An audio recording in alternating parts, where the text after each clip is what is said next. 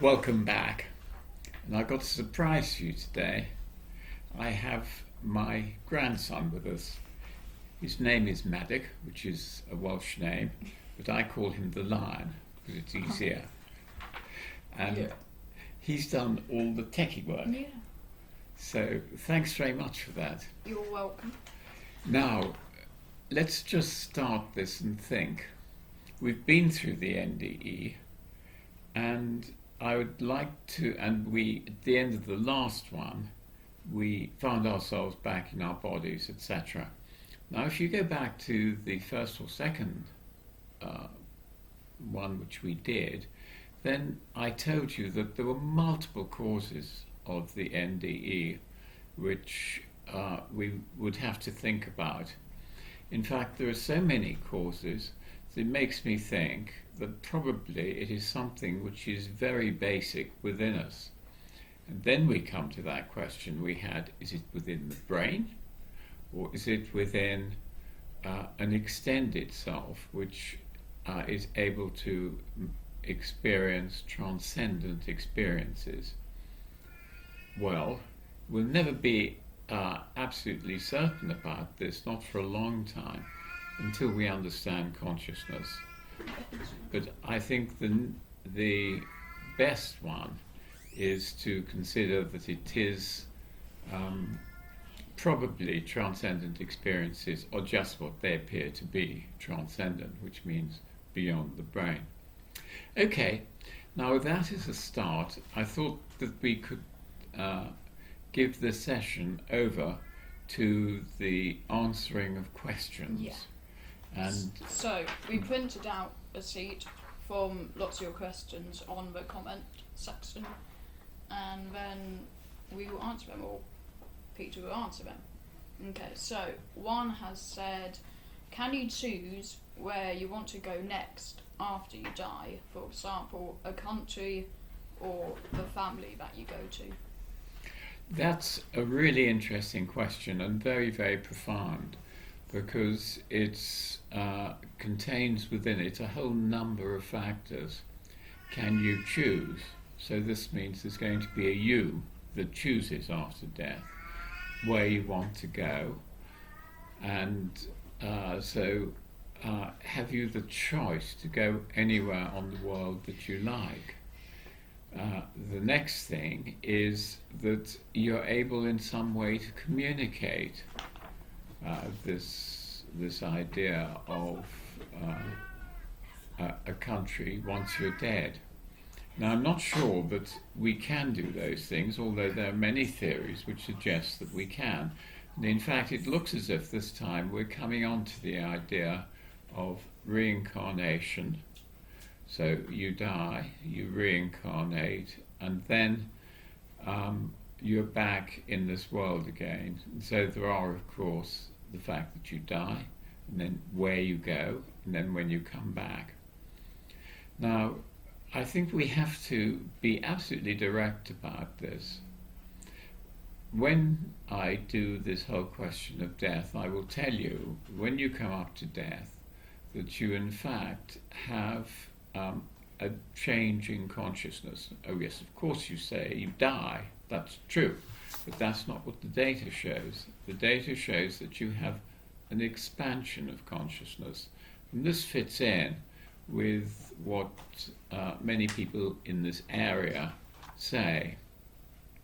So if we answer this question now, let's assume that the data on what happens when we die is correct. So if we're going to answer this question, then it looks as if we are expanding our understanding of what life is about as we die. But more of that later. So in answer to your question, can we choose which country we're going to be born in? I don't know the answer to that. It's been suggested that maybe you are, but I don't know, because I certainly, from the work I've done, have not been able to verify any of this. That people have reincarnated is what you sometimes get in NDEs, but it's difficult to know how much further one can take it. If I was you, I would be really happy with this life. I'd make yourself familiar with the death process, and then be curious and ready to see what happens. Okay, so he's Casper the cat. Do you want to? Yes, we want me. And it's my little Casper. Have a look at the camera. Dear my Casper. Yes. And Casper is a rehomed cat, and he's enormously friendly. He likes people, he likes to be with people, and this is why you hear him meowing. Casper, do you want to sit? No, I don't think so. If you look up Casper the cat on Google, you'll find that Casper, in fact... Casper. I don't think they want to see your bum. Well, our Casper the cat hasn't done anything like that. He's rather lazy, actually, and spends a lot of time asleep. Okay. Okay. Right. Next question is from Amanda Clare. Okay. I was waiting to hear if anyone had an experience as I do. When I am in a room when a patient dies, goosebumps and a strange feeling overcomes me. It only happens when they die. While I'm in the room, all my co-workers know that I can feel the exact moment they die. They have witnessed this. I wonder why this happens to me, and if you have seen anything similar in the studies. And this is Amanda, isn't it? Yeah. Yes, Amanda, well done. There are most interesting things which happen when consciousness changes dramatically. And believe you me, dying is a dramatic change of consciousness. You get a number of things which happen in the room, and those people who are sensitive, which is why I said well done, are able to pick up some of what's going on. And the fact that you come out in goosebumps means that you are being stimulated, and that if I was to put, say, a cardiac rate meter on you and watch your heartbeat, and a GSR, that's galvanic skin response, that's to measure the sweat or your arousal level, you would find that they go up. So I see what you're saying as part of the change which occurs when there's a huge shift in consciousness. And there are many other things which happen like this. Not everybody has it. I think it's very good to have it, because it means at another level you're just more aware of things. But when we do death, then we'll come into this much more thoroughly. But thank you for the question, Amanda. Yes. Okay, cool. The next one, let's do Michael Zorni. Yeah. I'm assuming that's how I say it. Okay, can you tell us in some of your future videos what you think about Dr. Michael Newton's work and his description of afterlife and life between lives? It would be very interesting to hear from an experienced researcher like you, even if it was just a personal, unscientific take or review. Well, thank you very much for that. In fact, I'd heard of Dr. Newton's work, but I'd never really studied it. I think probably one of the best ways to deal with this is to ask the question, what sort of area do people go into when they have their near-death experience, at the height of their near-death experience? Now, we've already discussed this, and do you remember the English country garden that people go in?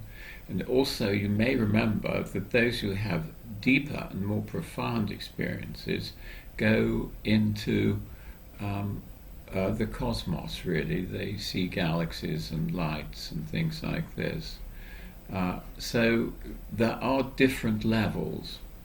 Now, what Dr. Newton says is that with hypnosis he can induce people to have experiences of these different levels. Now that's very exciting, because it means then that there are many different ways to enter these states. Again, let's keep in mind, are these brain states or are they transcendent states? Well, my view, for various reasons, is they're probably transcendent states. Can I ever absolutely prove this?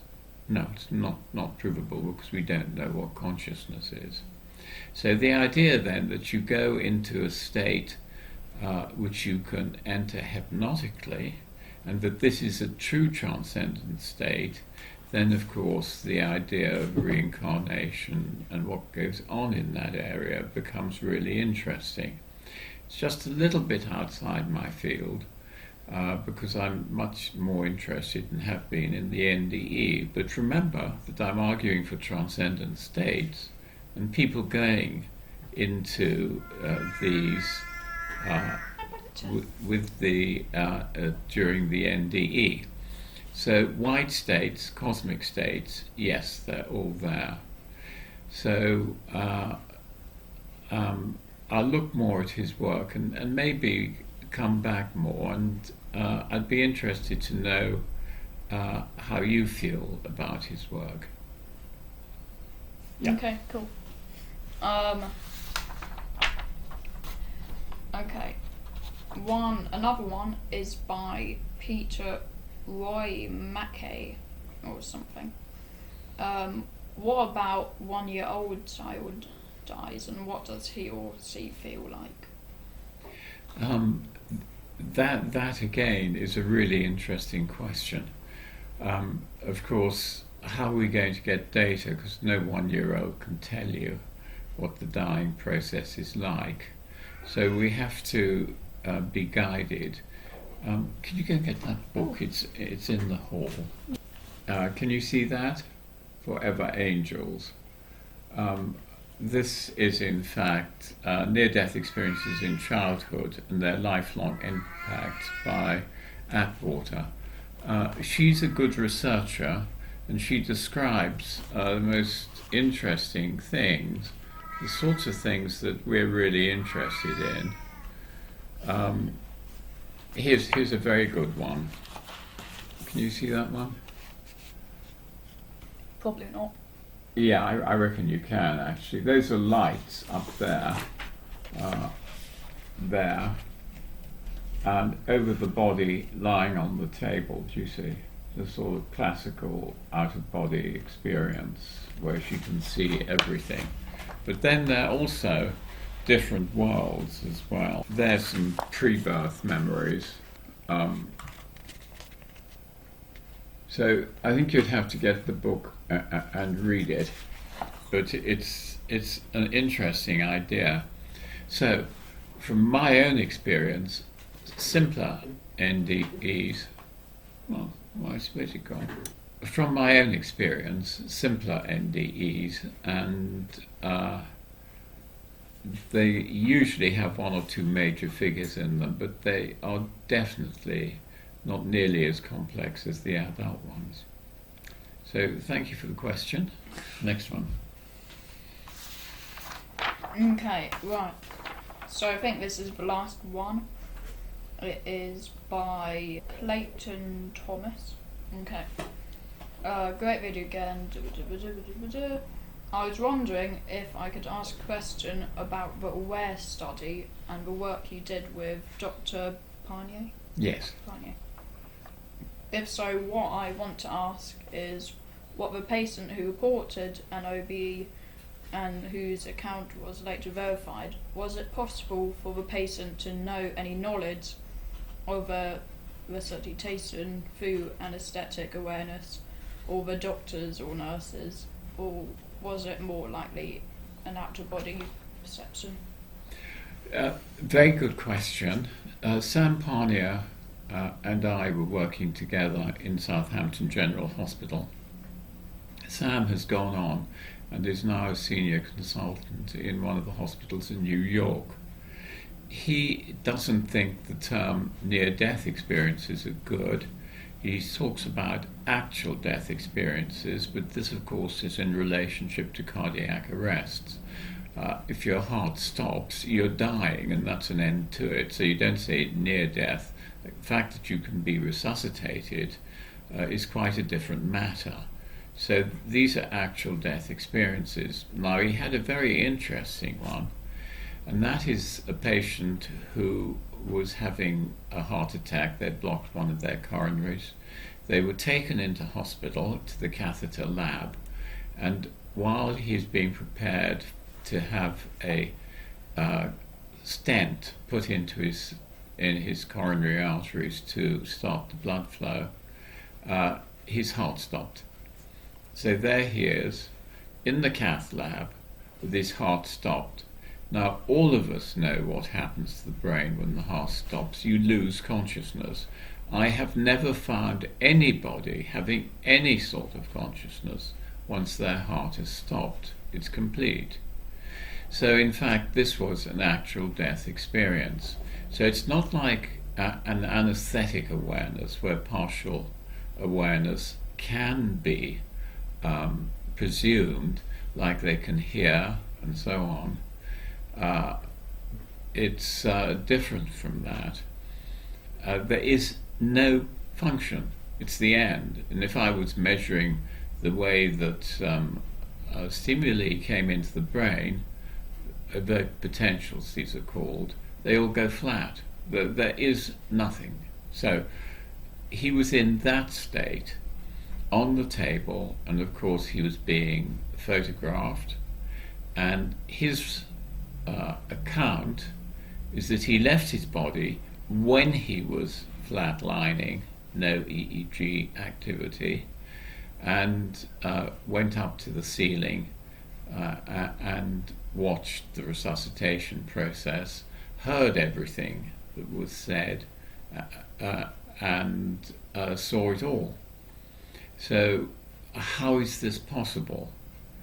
So you have to argue that it is possible during the death process to leave your body and in fact get objective data of the world around you. Now, there are two things important here. The first is he heard the commands of the defibrillation equipment, and he was able to give an account of what everyone was doing. The what everyone was doing and the hearing would not be possible if he was... Come on, Caspar. If he was in having an actual death experience. So I think we have to accept that during an NDE, when you are having an actual death experience, then you do leave your body and get information in another way. So this gives us, takes us to lean much more heavily on the idea of a transcendent world rather than just brain-based reality. Now, for those of you who are up to date with the current neurology, you will know that there are accounts of activity in the brain after physical death, and so they would be saying, well, look, it's that activity. But in order for a conscious experience to arise, you can't just have random electrical activity in the brain. That's not going to give you anything. What you have is a highly organized pattern of activity, and that supports consciousness. And if you don't have that, you are unconscious, or if it's partially organized, you have limited consciousness. But in an actual death experience, of course, you have no consciousness. So, any other questions? I think there was one on suicide. Yeah. There's loads up on here. Oh, let me deal with suicide. One thing I think we have to do Yes. is maybe bring that into a different room. Well, there's no Casper. Oh no, because it's not a very nice background. Yeah, it's It's a sort bit of messy. it's a working background. It's a isn't it? working background. Next time Yeah. we do a recording, I'll see if I can get you a better background. Mm-hmm. So let's deal with suicide. Yes, I have had suicides. Or the NDE and somebody who You haven't. don't me. I have had suicides. Suicide cases. One of them he had been picked up by a man because he was gay and the man was gay, and he was taken to the man's room, and presumably they were going to have sex. But what happened was that the man put a pillow over his face. Then when he was unconscious, took him and pushed him in a bath, and then pressed him under the water. So he had every intention to kill him. And it was during the drowning that he had his near-death experience. It was really very similar to the sort of experiences that we've described. And when he came back with a message. And his message was to tell everybody that being gay is okay. So that's one person that died. In fact, it was by somebody else's hands rather than by his own. The second one was a lass who had again a near-death experience following a cardiac event in which her heart stopped.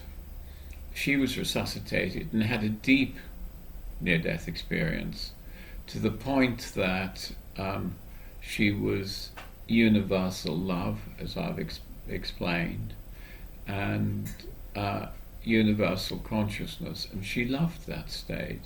She didn't like her home life very much, and when she came back, there's only one thing she wanted to do, and that is, in fact, do it again and kill herself. And so she was in hospital in one of our units for about a year. And during that time, she almost had a nurse with her continually until she got better, to make certain that she didn't get a dressing gown cord and hang herself and so on. And with care, understanding, and some antidepressant drugs, she finally did well and left hospital. So suicides can be really quite attracted to the positive features of the NDE. I was also rung up from somebody in the south of, some GP in the south of England, who said GP is a general practitioner, an ordinary doctor, who said that a patient of his had an NDE. This is not a suicide, but it shows you the intensity that people can have. And when he came round, having had these very strong love experiences, he just sat in his chair all day, very depressed. Now, here it's very important to recognize there are two things. One is the effects of the NDE. The other is the effects of the lack of oxygen on the brain and possible brain damage. So you have to say, was he sitting in the chair because he was brain damaged or because he's missing the experience? If you asked him, he was very clear he wanted to get back again. I don't know how to pronounce that name. Anyway, is there any evidence of encounters with conscious beings from another planet in an NDE, or people from other civilizations? The word civilizations and other planets are difficult, but encounters with other beings, yes, that's not uncommon. Spiritual beings, or this is how they're described, are encountered quite often. Can you tell which planet they come from?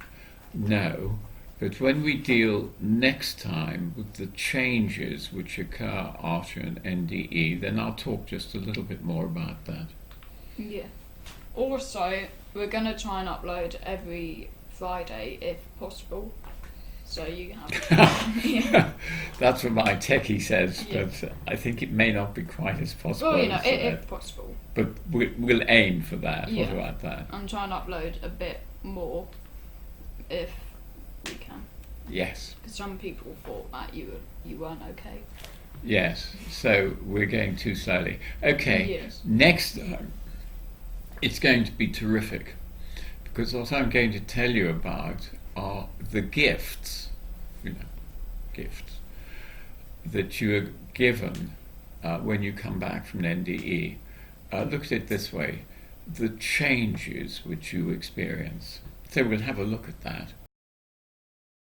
Oh yes. I've got a book that's coming out, and this is a really interesting book. Well, of course it is, because I wrote it. And I hope you like it. It's called The Shining Light on Transcendence. Shining Light on You should know Transcendence. it. The journey, the unconventional journey of a neuropsychiatrist. The unconventional journey of a neuropsychiatrist. But I hope to have a coffee soon and to be able to show it to you. Okay, thanks very much.